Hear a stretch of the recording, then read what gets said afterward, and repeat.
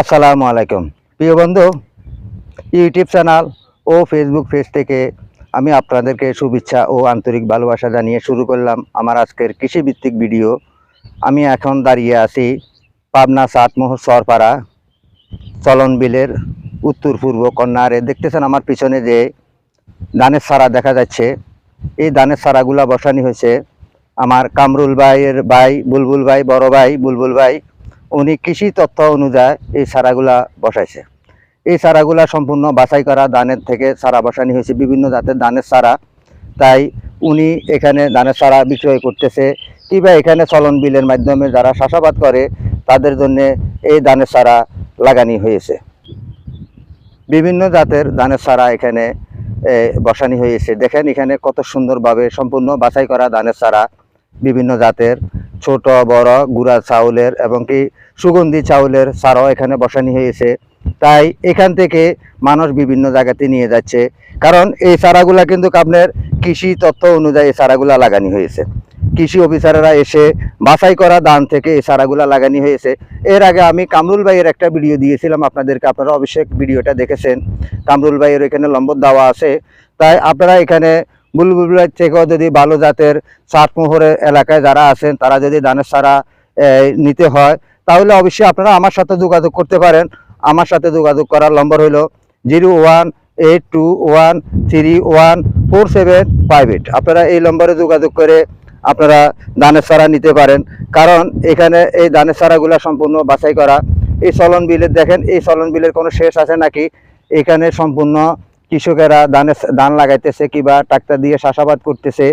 এই যে দেখেন এখানে বিলের কোনো শেষ নাই, কারণ চলতে চলতে অনেক দূর। তাই এই বিলের নাম দেওয়া হয়েছে চলন বিল, কারণ এটা নাটোর পাবনা বিস্তৃত এই বিলটা। তাই বিলের বেশি অংশ আপনার নাটোরে পড়ে গেছে, কারণ পাবনাতে কম পড়ছে। পাবনা উত্তর পূর্ব কর্নারে একটু সাইড পড়ছে।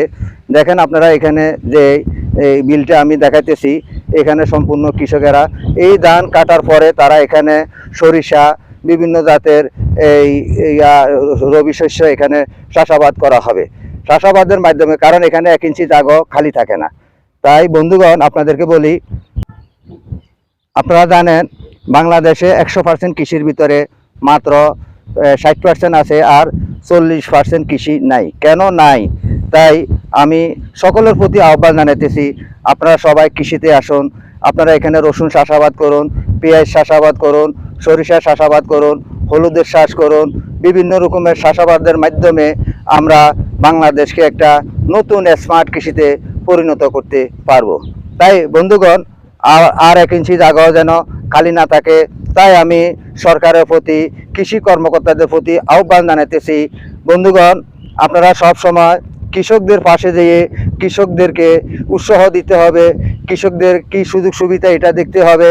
বাংলাদেশে যদি কৃষি না থাকে তাহলে আমরা অনেক পিছিয়ে নেমে যাব। আমরা যেন এই নতুন বাংলাকে যেন একটা স্মার্ট কৃষিতে পরিণত করতে পারি, সেই প্রচেষ্টায় আমাদেরকে থাকতে হবে।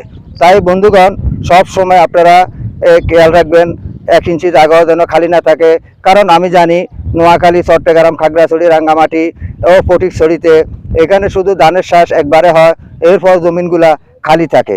সেই জমিনগুলাতে আমি কিন্তু পাবনাতে এসেছি, পাবনার পরে আমি আবার চট্টগ্রামে ফিরে যাব।